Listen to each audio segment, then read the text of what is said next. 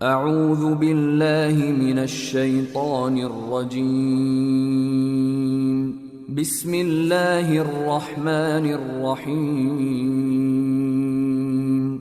പരമകാരുണ്യകനും കരുണാമയനുമായ അല്ലാഹുവിന്റെ നാമത്തിൽ ഞാൻ ആരംഭിക്കുന്നു. يا أيها الذين آمنوا كتب عليكم القصاص في القتلى الحر بالحر والعبد بالعبد والأنثى بالأنثى فمن عفي له من أخيه شيء فاتباع بالمعروف وأداء إليه بإحسان ذلك تخفيف من ربكم ورحمة فمن اعتدى بعد ذلك فله عذاب أليم. വിശ്വാസികളെ, വധിക്കപ്പെട്ടവരുടെ കാര്യത്തിൽ തത്തുല്യമായ പ്രതിക്രിയാ ശിക്ഷാ നിയമം നിങ്ങൾക്ക് വിധിക്കപ്പെട്ടിരിക്കുന്നു. സ്വതന്ത്രന് അതേ സ്വതന്ത്രനും, അടിമക്കു പകരം അതേ അടിമയും, സ്ത്രീക്കു പകരം അതേ സ്ത്രീയും വധിക്കപ്പെടേണ്ടതാണ്. എന്നാൽ കൊല്ലപ്പെട്ടവന്റെ സഹോദരന്മാരിൽ നിന്ന് കൊല ചെയ്ത ഒരുവന് വല്ലതും മാപ്പ് ചെയ്യപ്പെടുന്ന പക്ഷം ന്യായയുക്തമായ നിലയിൽ പരിഹാര നടപടി സ്വീകരിക്കുകയും മാപ്പ് ചെയ്തവന് നല്ല നിലയിൽ നഷ്ടപരിഹാരം കൊടുത്തു വീട്ടുകയും ചെയ്യേണ്ടതാണ്. ഇതാകട്ടെ നിങ്ങളുടെ നാഥനിൽ നിന്നുള്ള ഒരു ലഘൂകരണവും കാരുണ്യവുമത്രേ. എന്നിട്ടും അതിനുശേഷം വല്ലവനും അതിക്രമിക്കുന്നുവെങ്കിൽ അവന് വേദനാജനകമായ ശിക്ഷയുണ്ടായിരിക്കുന്നതാണ്.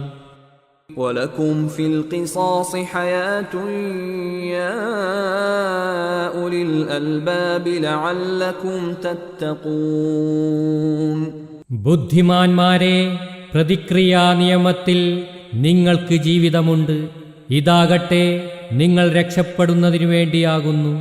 كتب عليكم إذا حضر أحدكم الموت إن ترك خيرا الوصية للوالدين والأقربين بالمعروف حقا على المتقين. നിങ്ങളിൽ ഒരാൾക്ക് മരണം ആസന്നമായാൽ അയാൾ ധാരാളം ധനം അവശേഷിപ്പിക്കുന്നുവെങ്കിൽ മാതാപിതാക്കൾക്കും അടുത്ത ബന്ധുക്കൾക്കുമായി ന്യായമായതു പ്രവർത്തിക്കാൻ അയാൾ വസിയത്ത് ചെയ്യേണ്ടതാണെന്ന് നിങ്ങൾക്ക് നിർബന്ധ കൽപ്പന നൽകപ്പെട്ടിരിക്കുന്നു. സൂക്ഷ്മത പാലിക്കുന്നവർക്ക് ഒരു ബാധ്യതയാണിത്. فمن بدله بعدما سمعه فإنما إثمه على الذين يبدلونه إن الله سميع عليم. എന്നാൽ വസിയത്ത് കേട്ടുകഴിഞ്ഞ ശേഷം വല്ലവനും അതിനെ ഭേദഗതി ചെയ്യുന്നതായാൽ അതിന്റെ കുറ്റം അത് ഭേദഗതി ചെയ്തവർക്കു തന്നെയായിരിക്കും. നിശ്ചയമായും അല്ലാഹു എല്ലാം കേൾക്കുന്നവനും നല്ലവണ്ണം അറിയുന്നവനുമാകുന്നു. فمن خاف من موص جنفا أو إثما فأصلح بينهم فلا إثم عليه إن الله غفور رحيم. ഇനി വസിയത്ത് ചെയ്യുന്ന ആളിൽ നിന്ന് വല്ല പക്ഷഭേദമോ അനീതിയോ വന്നു പോകുന്നുവെന്ന് വല്ലവനും ഭയപ്പെടുകയും തന്നിമിത്തം അവർക്കിടയിൽ രഞ്ജിപ്പുണ്ടാക്കുകയും ചെയ്യുന്നുവെങ്കിൽ അവന് കുറ്റമൊന്നുമില്ല. നിശ്ചയമായും അല്ലാഹു വളരെ പുറത്തു കൊടുക്കുന്നവനും കരുണാമയനുമാകുന്നു. يا أيها الذين آمنوا كتب عليكم الصيام كما كتب على الذين من قبلكم لعلكم تتقون. വിശ്വാസികളെ, നിങ്ങൾക്ക് മുമ്പുള്ളവർക്ക് നിർബന്ധമാക്കപ്പെട്ടിരുന്നതുപോലെ നിങ്ങൾക്കും വ്രതാനുഷ്ഠാനം നിർബന്ധമാക്കപ്പെട്ടിരിക്കുന്നു. നിങ്ങൾ ധാർമ്മികവും ആത്മീയവുമായ ന്യൂനതകളിൽ നിന്ന് സുരക്ഷിതരാകും വിധം ദോഷബാധയെ സൂക്ഷിക്കുവാൻ വേണ്ടി.